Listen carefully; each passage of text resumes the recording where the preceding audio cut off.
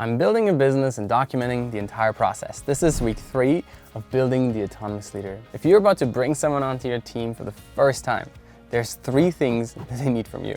And this week, I nailed 2 of them and completely missed the third. And the third one is the one that actually matters the most. If you're new here, welcome.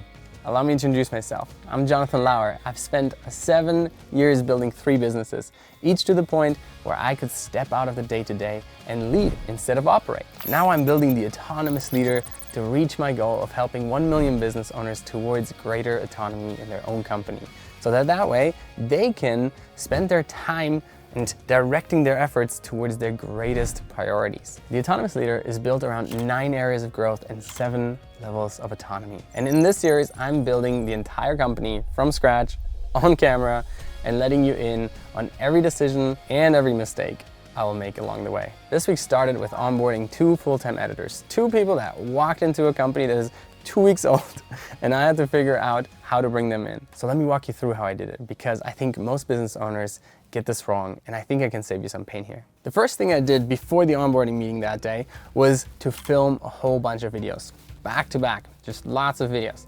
And that was not because I was trying to get ahead of content.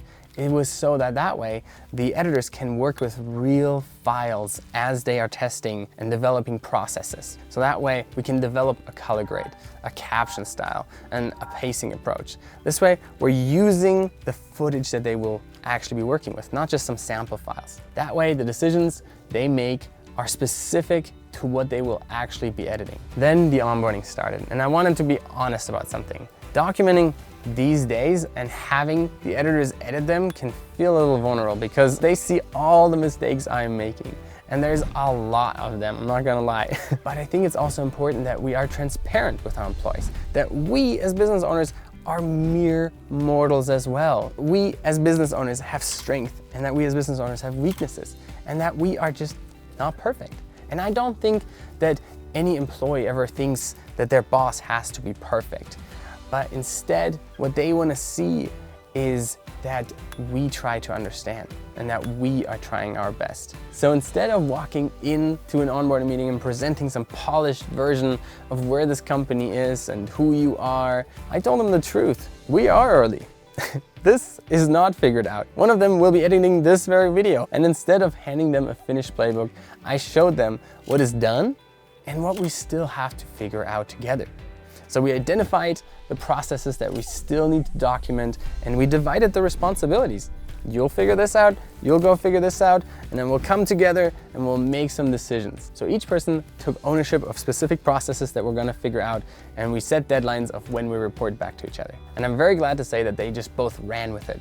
Both of them reported back by the end of the week, and they were fantastic. The processes that they came up with were great. We adopted quite a few of them, and some we did not, and that's okay. I think the more thinking that can come together in a room, the better the ideas we get. Of course, we cannot implement everybody's ideas. We cannot just jerry-rig an idea just to make everybody feel included. Sometimes the hard decision of a leader is to decide which idea gets implemented and which does not. But giving them ownership of the process itself changes how they showed up. An employee who helped create the process follows it differently than one who just gets handed a document they had no part in creating. If you're preparing for an onboarding right now, here's what I would tell you. Do not perform confidence that you don't have. Show them what is done and what is not. Divide the undocumented processes and give them ownership with deadlines. You will be surprised with how much better the results is going to be when the person who's actually going to be doing the work had a hand in designing how the work gets done. Of course, don't just blindly accept all of it. Review it and make sure it makes sense. But honest onboarding only gets you so far when the systems behind it are not built. And allow me to shift gears here just a little bit, because there is something about leadership in the rest of this week that I think every business owner needs to hear. After onboarding, I spent the next several days building the playbook, brand principles, editing style, what the brand sounds like, what music and sound effects we're gonna use, what footage counts as good and what does not, opening formats, shot sequences, pacing decisions, wow, all that good stuff. All of these decisions either get made intentionally or they get made by guessing. And guessing is how a brand loses its identity before it ever builds one. So documenting it all becomes very, very crucial. And that's what I spent a few days doing. At the same time, I was also building a project management tool with AI. I have used dozens of project management tools over the years. And most of them are so powerful that they get confusing with all the features. And I just feel overwhelmed with all the possibility of everything that I can do and linking and dependencies and blah, blah, blah. But nowadays with AI, we can create custom built software in a few hours and implement any changes to the software that we want within a few minutes. And rather than hoping that some platform is gonna add a tool someday or a feature that we might need, we can just build our own. So that's what I did. I built one that matches exactly how I think a team should operate. And when it was done, I onboarded myself into the system before onboarding the team. I did not want to ask them to use something that I have not used.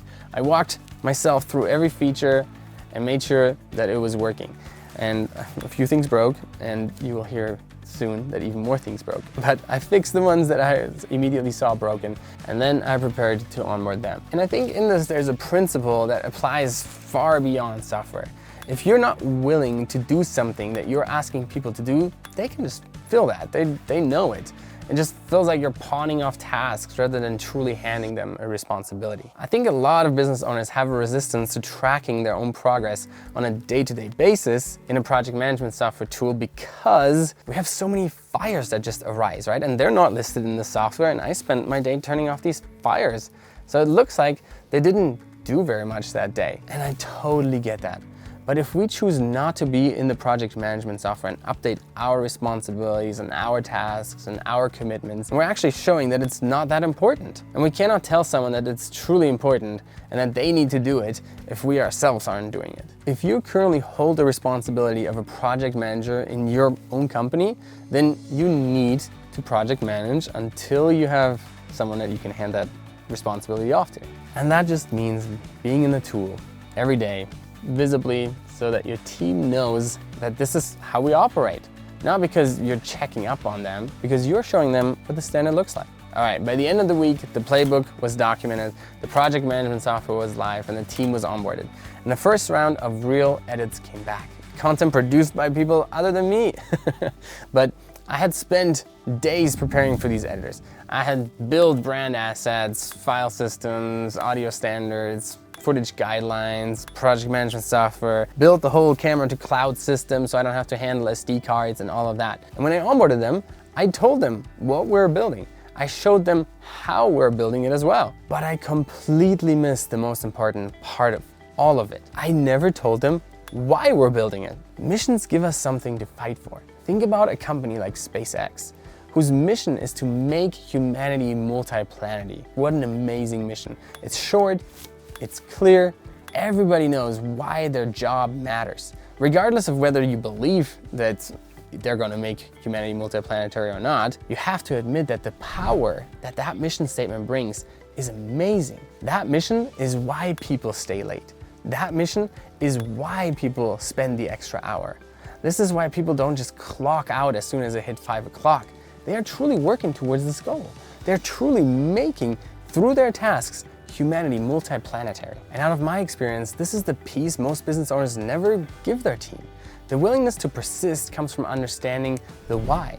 We're willing to work through challenges if we understand why we're working through them. If everything just sucks for no reason, nobody wants to do that. But if I know that I'm doing this thing that currently sucks so that way I can accomplish this other thing, that is where we can have confidence and a little bit more patience and a little bit more diligence. So I shared with the team that the autonomous leader's purpose and mission is to help business owners towards greater autonomy in their own company. So that way they can give their time to their greatest priorities. My goal is to impact 1 million business owners towards becoming the leader of the company. And this is not a content company. This is not a media brand. This is a company built around the belief that the business owner is the biggest domino in every community. Help one business owner and you help their employees, their clients, their families, their neighborhoods. This is what we're building towards. This is our way to make the world a teeny tiny bit better. And I have a deep passion for this. And I should have led with that on the onboarding day. And that is what I meant at the beginning. 3 things that your team needs from you. The first is honesty about where the business actually is. No performance, no pretending.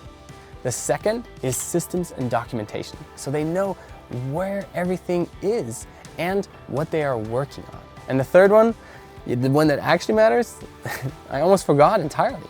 If you have a team right now, ask yourself, do they know the why? Not what they are doing, not how to do it, why it matters. If you've never told them, it's not too late.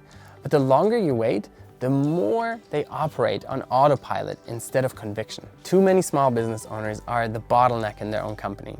And the problem is not the business. It is that the owner became the one thing the business cannot run without. The autonomous leader provides the systems to change that, so that the owner leads the company instead of being consumed by it. If you want to know your company's current constraint, take the self-assessment that is linked in the description and find out what your superpower is and what your current constraint is. And it will also show you what the next steps are based on your unique situations. Next week, the content engine starts running for real. And this is where we're going to find out whether the system actually holds up to real work or whether I built something that only works on paper. That's a different kind of test. If you're a business owner and any of what I just described sounds familiar, subscribe and follow along to see me build the autonomous leader. My passion is helping business owners towards greater autonomy in their own company so they can give their time to their greatest priorities. My goal is to impact 1 million business owners. I cannot wait to see what the next week brings. Subscribe.